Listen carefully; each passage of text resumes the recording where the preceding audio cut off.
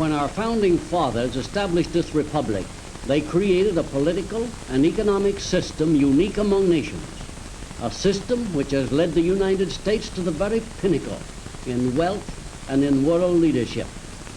This series of programs is being presented to help all of us understand better our advantages under our American way of life. For today's topic, let's join now a group of young people at the National Education Program Workshop in Searcy, Arkansas. At the classroom lectern is Dr. Clifton L. Gaines, Jr., noted young historian. Perhaps a number of you can recall the children's fable of the goose that laid the golden eggs.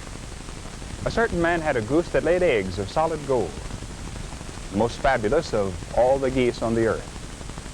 It assured its owner of more wealth for the necessities and luxuries of life than the possessor of any other goose could even dream of. And every morning the man would rub his hands in anticipation of the day's golden harvest. But one day the owner conceived a brilliant idea. Why not get all of the golden eggs at once?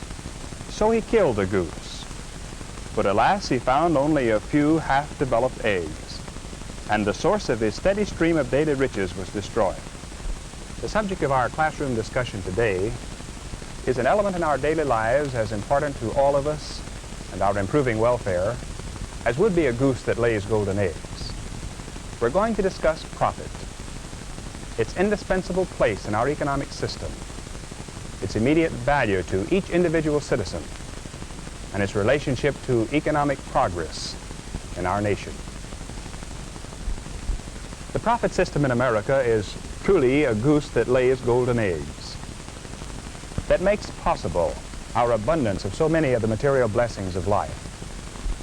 For breakfast this morning, I might have had cereal grown in Kansas and processed in Minnesota, bacon produced on an Iowa farm, cured, sliced, and packaged in Chicago, homogenized milk from a dairy 50 miles away, fruit juice from far-off Hawaii, and eggs from an Ozark poultry farm. This is a bigger and better breakfast than 90% of the world's people enjoyed, and yet you students know that a professor's salary doesn't rank high on the economic ladder. The profit system, with its incentives for achievement, makes it possible for you and for me and for all Americans to have the advantages enjoyed by no other people under any other system.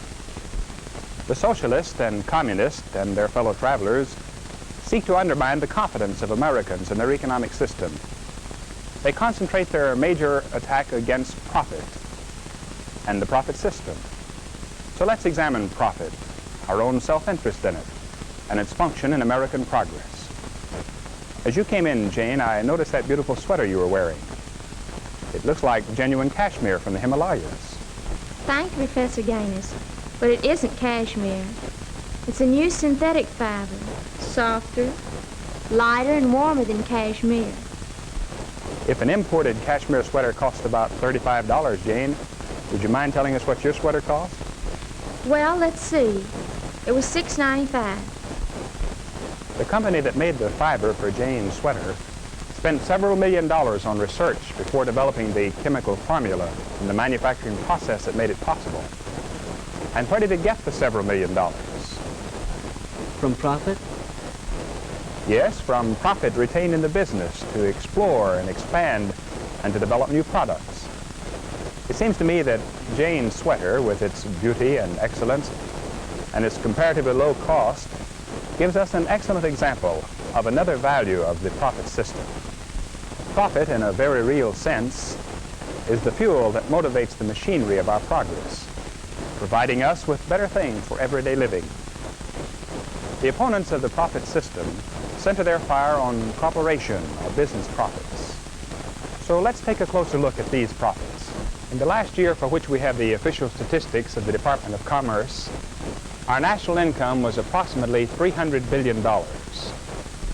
The net profit of all the corporations in America amounted to 5 9/10% of the total income, or about $17,800 million. And here's the rest of the national income. This big segment represents the personal income and taxes.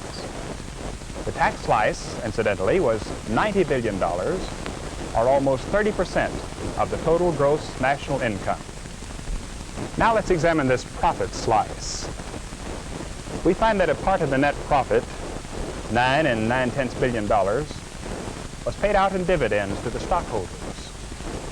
Can someone give us the figure on the number of stockholders with their dimes and dollars invested in American industry? Oh, I'd say 1.5 million, at least. Actually, there are approximately 18 million stockholders, so that the total dividend payment is widely diffused throughout our population.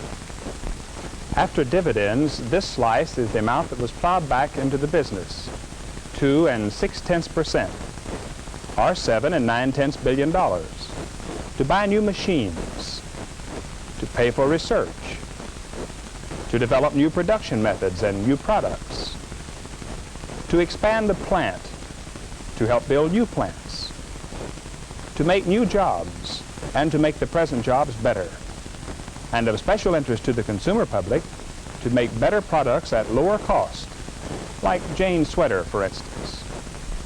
We have been talking about the divisions in national income. Now let's have a look at profit from the viewpoint of the sales dollar.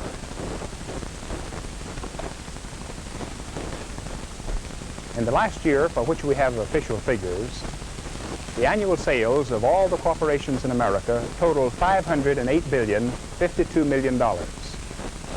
Now I would like to have some estimates as to the percentage of profit the corporations made on this volume of sales. Professor Gaines, I'd say 12%. I'd say 15%. I'd say about 10%. Well, on the $508 billion in sales, the profit after taxes totaled $16.96 billion, 3 1/3%. Not 10 or 12 or 15%, but 3 1/3.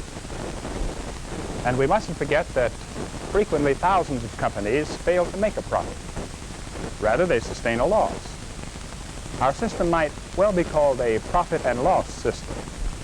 We can narrow our examination of profit still more by looking at the annual financial statement of one company. I have chosen a big packing company, dealing primarily in the processing of meat products. Here is the breakdown of its sales dollar. This big slice, 73 2/10 cents out of each sales dollar, was paid out by the company for raw materials, beef cattle, hogs, sheep, and so forth. This next big slice, 13 1/10 cents of each sales dollar, was paid to employees in wages, salaries, and benefits. Shipping costs amounted to 2 6/10 cents. Supplies, chemicals, packaging, and so forth cost the company 5 cents on each dollar. 1 3/10 cents were dipped out by taxes. Plant maintenance and the other necessary services for doing business cost 4 cents on each sales dollar. That left in net profit this little sliver, 0.8 of 1 cent. Here is a big packing company whose brand name is familiar all over the world, actually making less than 1 penny net profit on each dollar's worth of products sold. Let's consider it this way. If the profit margin of this packing company had been entirely eliminated, a dollar's worth of meat still would have cost the American housewife 99 cents. A penny in profit from each 100 pennies of sales. In fact, a little less than a penny, 0.8.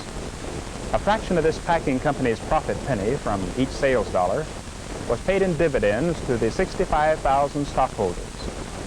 For the other fraction, the company conducted a pioneering research program, developed new and better products in a vast array, tested and put into operation new production methods, installed new machinery, kept the pace of keen competition, thus improving the job security of all its 75,000 employees, built new plants, and created a host of new job opportunities.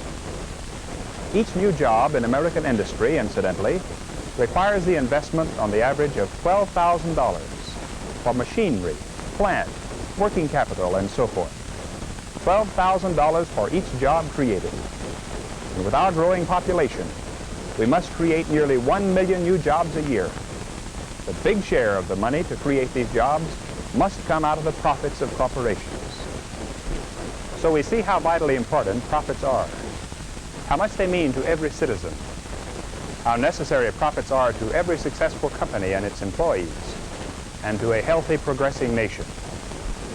We have learned that corporation profits, on the average, are a great deal smaller than most people believe, that the profit dollars are the profit pennies, work in marvelous ways to produce material blessings for all Americans. Profit is truly the lifeblood of our progress, the accelerator of the rising living standard in America, which is the envy of all the world. Our next discussion will be on freedom and security. But for now, class dismissed. The American Adventure Series is a production of the National Education Program, Searcy, Arkansas. Dr. George S. Benson, director. Dr. Clinton L. Gaines, Jr. was our instructor. This is a continuing series based on the unique political and economic system which has made America great. Watch for the next presentation of the American Adventure.